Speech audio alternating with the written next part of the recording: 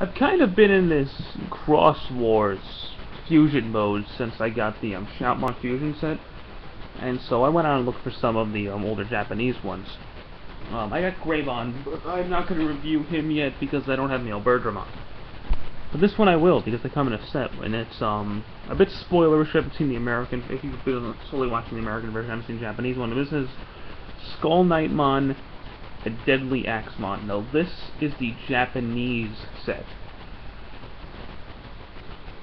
which I kept the box for. Very nice box. And these come with Digi-Memories, or I guess Digi-Cards for Legendary Digimon.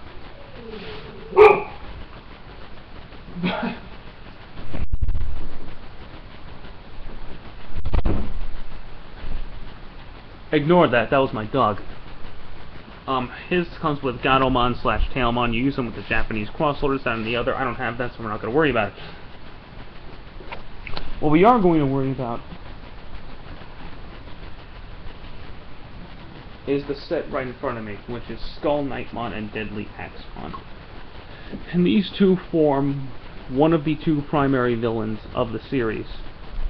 This right here, though, is SkullKnightmon. He looks really nice, actually. I'm surprised how good he looks. If you notice the shaking, it's because my dog is jumping around like a fucking maniac. He's fairly posable. His head turns completely. His arms are can do a full 360. He has elbows. There are no ball joints. These are all ratchets. And his legs pivot out. He has a knee, and he's fairly articulate. Whereas, and he's definitely the better of the two in the set. Whereas DeadlyAxemon, first off, I have no goddamn clue what he is, and he doesn't do anything. But anyway, because this is Digimon Fusion / Digimon Cross Wars, they can Digicross in technically 3 different ways, because his profile counts this as a separate form. It's called SkullKnightmon Cavalier mode. There you go. But what you're really supposed to do is, with SkullKnightmon, you take off his 2 spears, or 2 lances, I should say, and he has hands under them, and you attach them to his shoulders.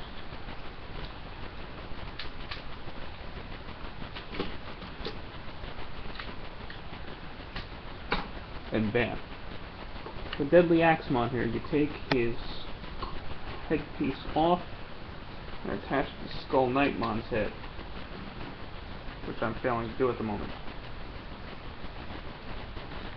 There we go. So he looks like that. Then you're going to take him apart completely, and you're going to want to push his head in like this. Then you take his legs, attach these legs like that, and combine the legs together, which sure looks like this. You want to go ahead and attach him up here. And you've got this big ass axe that's bigger than he is. Then you just want to put it in his hands, and you've got SkullKnightmon Big Axe mode.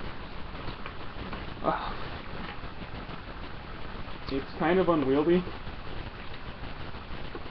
That's not the form I would display him in, but you could do it, so that's a thing. But the way they're really meant to combine is as DarkKnightmon. So I'm not going to bother transforming him back, just going to leave him like this.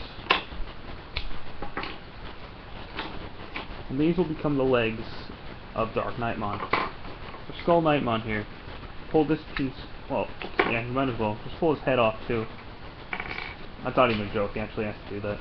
And you pull the shoulder pieces, these off his shoulders, go behind him, pull his cape up, and pull this piece off. And you push its feet up, and you've got little connectors here. So these legs connect to those legs. And just go ahead and put this on his shoulder. And you're going to take that piece you pulled off his back and put the two spears on it. So you've got this twin lance thing.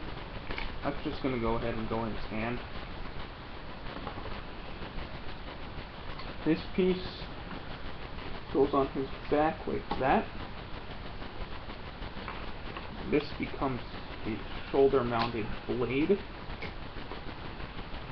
Pull his chest down and rotate this new head up, and put this piece there, and bam! DarkKnightmon. DarkKnightmon is all kinds of awesome. He was, of all the figures I've seen from the Japanese line, because I've seen, well, for size comparison, here's Greymon. Oh, and SkullKnightmon. I didn't do any size comparisons or anything. He's about as big as Shoutmon is from the American line. But he's a bit taller than Greymon. And here to Cross 4, the American one, he's roughly the same. He's a little bit shorter. He's still a great figure. They're both actually really, really great figures. Now, the Japanese ones, because I actually think the American Cross 4 is a lot better. The Japanese Metal Greymon's better, and I have not seen what the American DarkKnightmon's going to look like, so I can't say for sure. But with that system, I feel like it's going to be really hard to make DarkKnightmon. Articulation-wise, he's got all the same pulsability, so I'm not going to go through it. But, this is the form he appears the most in on the show, and if,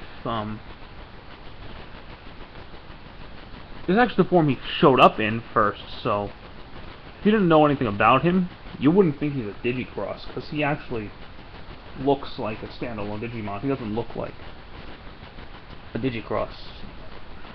He's also the most show accurate, so he looks the best, and he's probably the best from the toy line. He has a partner that you can get who I don't own yet, which is Tuarmon and Damemon, and I have a funny feeling I'm going to end up getting him at some point now. He's expensive though. I got lucky and found him for only $50, but he's going to cost most of you $70. Is he worth it? Totally. I love this guy. He's the only Cross Wars figure worth getting by himself because he comes in the 2-pack as SkullKnightmon and DeadlyAxemon. And he's a great display piece. Shorter than the Armor Mike figure. That's something.